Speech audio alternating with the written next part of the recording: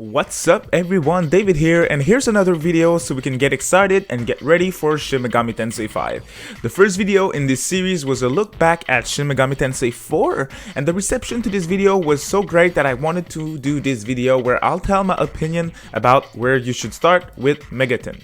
So obviously this video is directed towards people that are not too familiar with the series, but you might as well be interested if you want to hear my opinion. So if you're not familiar with this series but the recent announcement of Nocturne Remastered and SMT5 look interesting to you, you are at the right place. What I want to do is exactly what I did with my Where to Start with Persona series video. So basically give an order, which would be a good order for newcomers to SMT, and of course give which version of every game I recommend on playing, so on which console and why. Let's jump right in.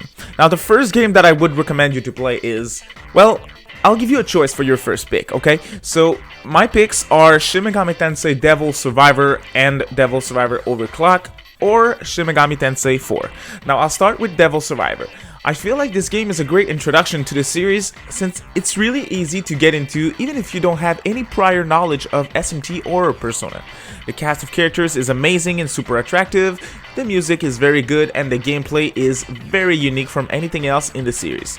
In this game, instead of regular turn-based combat, you have a grid-based system. It's a grid similar as what you can find in a game like Fire Emblem or Final Fantasy Tactics, but of course, with a twist.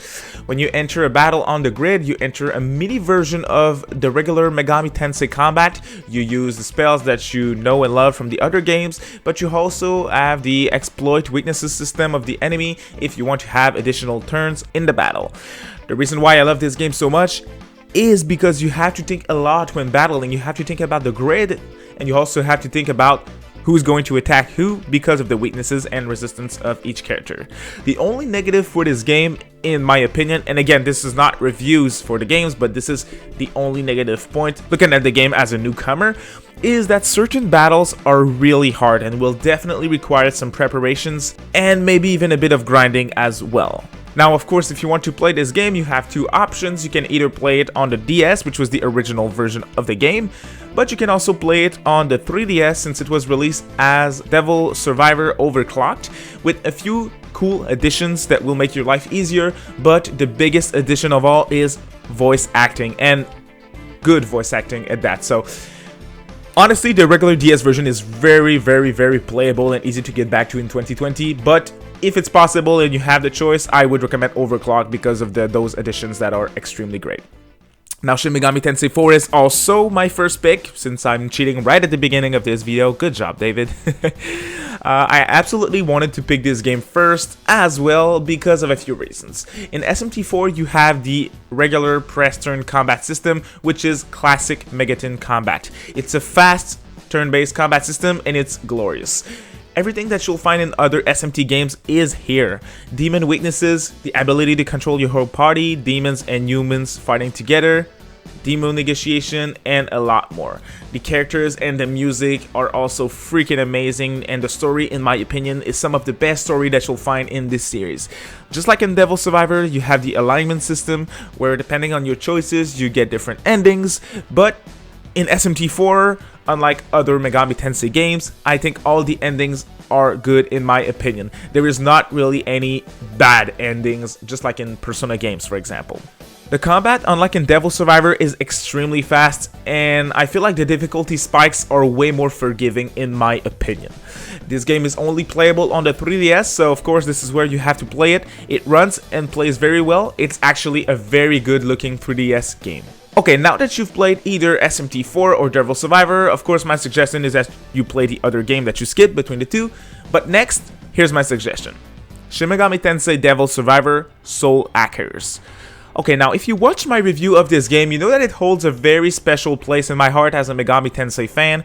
As I mentioned in the video, this game has a bunch of cool mechanics that are so helpful to anyone that isn't familiar to this type of experience when playing an RPG. In this game, you play as a bunch of hackers, and some of the hacks that you can perform are extremely useful with what can sometimes be pretty annoying in those long-ass dungeons. Some hacks that I want to talk about are the ability to lower the demon encounter rate, lower the difficulty, and also the ability to see the whole map on your lower screen of your 3DS, which gives you the ability to skip sometimes extremely long exploration process. Now, before you veterans of the series start to jump on me like a bunch of hungry dogs, I know that those abilities are for some giving a lesser experience, but I personally feel like they are just a good option for newcomers that are not used to those, 90s dungeon crawlers. I mean, there's a reason why Strange Journey is not on this list.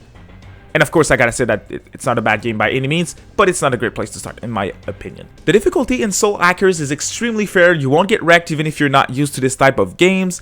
The cast of characters and the story have to be some of the most unique in the whole series, and of course, just like any SMT game, the soundtrack is god tier. This game is only playable on the 3DS in the West, so this is where you have to buy it. Next up, Shin Megami Tensei Nocturne. I've been asked by a bunch of people since the last Nintendo Partner Showcase if SMT Nocturne was a great place to start if you have not played any game in the series. My answer to that question is simple. Yes and no. Yes, because it's super accessible and it's extremely cheap on the PS2 if you want to pick it up right away. And of course, it's getting the re-release Full HD on PS4 and Switch, and it's supposed to release first quarter of 2021. So Nocturne, a lot of players of this series consider this release as being the best game yet for its story, its unique setting, and arguably the best soundtrack of all the series. The battle system is classic SMT style, and it's very easy to get into, even if you're not familiar with the series.